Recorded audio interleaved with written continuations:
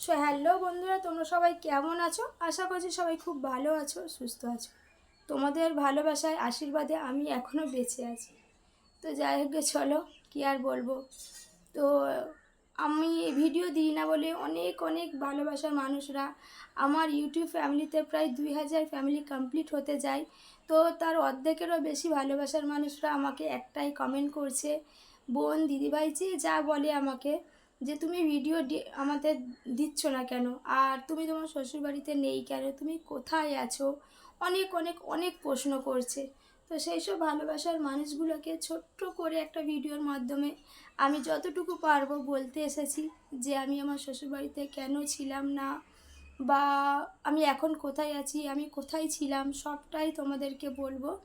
তো জানি না কতটুকু তোমাদেরকে আমি বোঝাতে পারবো বা কতটুকু তোমাদেরকে আমি বলতে পারবো। তো আশা করছি যতটুকু আমি পারবো, যতটুকু আমার কাছে বলা সম্ভব আমি তোমাদেরকে বলবো। আর তোমরা বুঝতে পারবে আমার কথাটা।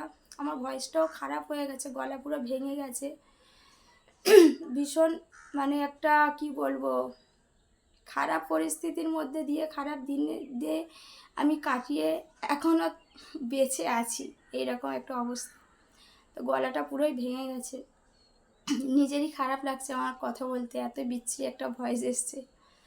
তো আমি অনেক দিন শ্বশুরবাড়িতে ছিলাম না, আমি আমার বাপের বাড়িতে ছিলাম কিছু কারণে, কিছু দরকারে, ঠিক আছে। তো সেই জন্য আমি তোমাদেরকে ভিডিও দিইনি। আর তোমরা সবাই আমাকে জিজ্ঞাসা করতে যে তুমি কোথায় আছো, কোথায় আছো, কেননা আমি বড় ভিডিও দিতে পারিনি তোমাদেরকে। যখন একটু পারতাম ছোট ভিডিও তোমাদের সঙ্গে শেয়ার করতাম, আর সেই ঘর বাড়ি বা আশেপাশে তোমাদের কাছে নতুনত্ব লাগতো। তো সেই জন্যই তোমরা আমাকে সবাই জিজ্ঞাসা করতে যে তুমি কোথায় আছো। আমি আমার বাপের বাড়িতে ছিলাম এতদিন, প্রায় 10-12 দিনের বেশি ছিলাম বাপের বাড়িতে। তো কাল রাতে আমি চলে এসেছি আমার শ্বশুর বাড়িতে। তো সেই জন্য আজকে তোমাদেরকে ভাবলাম চলো, এতদিন তো তোমাদেরকে কিছু বলিনি, এখন তোমাদেরকে আমি একটুখানি জানাই। তো কি জানাবো না জানাবো আমি কিছুই বুঝতে পারছি না। দেখো, আমি চাই না সোশ্যাল মিডিয়াতে, ঠিক আছে, যে সব কিছু আমার যেটা বলার না সেটা বলতে, ঠিক আছে। কেননা আজ ভালো আছি, কাল খারাপ আছি, আবার ভালো হয়ে যাব। সবসময় যে খারাপটা সবসময় তুলে ধরতে হবে, আমার মনে হয় এটা একটা ভালো জিনিস না। তো সেই জন্য আমি আর সবটা তোমাদেরকে খুলে বলতে পারছি না যে আমি এতদিন কেন ছিলাম বাপের বাড়িতে, ঠিক আছে। কিছু সমস্যার জন্য আমি বাপের বাড়িতে ছিলাম। তো সেই সমস্যাগুলো আস্তে আস্তে সমাধান হচ্ছে। তো সেই জন্য আমি চলে এসেছি আমার শ্বশুরবাড়িতে আবার।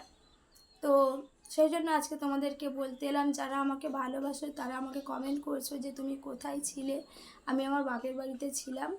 তো কালকে রাতে চলে এসেছি, আর গলাটাও পুরো ভেঙে গেছে, সেই জন্য আর তোমাদেরকে কালকে কিছু বলতে পারিনি, আপডেট দিতে পারিনি।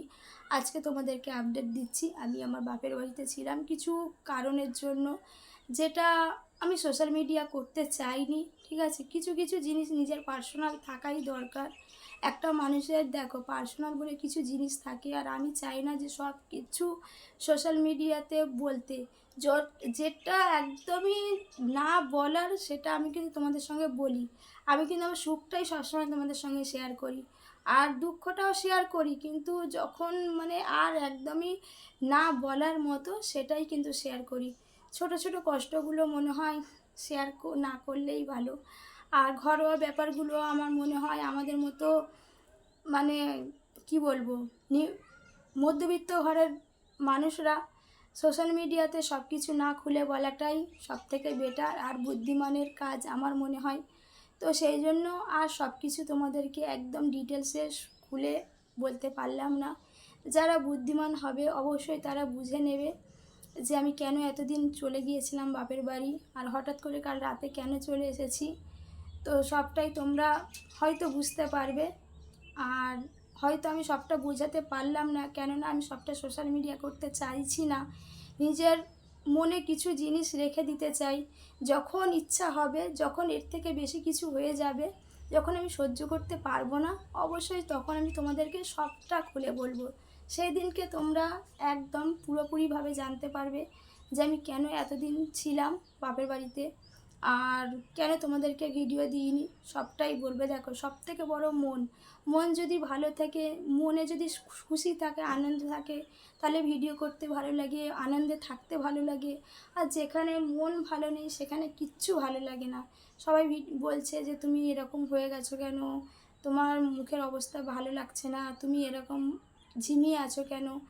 মন ভালো তো সব ভালো, যখন মন ভালো থাকে না কিচ্ছু ভালো লাগে না। তো সেই জন্য তোমাদের দাদাভাই কালকে আমাকে রাতে নিয়ে চলে এসেছে। আর আজকে তোমাদেরকে আমি জানাচ্ছি যে আমি চলে এসেছি শ্বশুরবাড়িতে, ঠিক আছে? তো চলো, আমাকে যারা ভালোবাসো তারা অবশ্যই বুঝতে পেরে গেছো। আর যারা ভালো না বেশি আমাকে ইগনোর করো, আমাকে দেখতে পারো না, দেখো একটা জীবনে সবাই তো প্রিয় মানুষ কেউ হতে পারে না। আমিও কারোর কারোর অপ্রিয় মানুষ আছি। তো তারা খারাপটাই হয়তো ভেবে নেবে। তো যাই হোক গে, যাই ভাবো, আমার সাথে থেকো।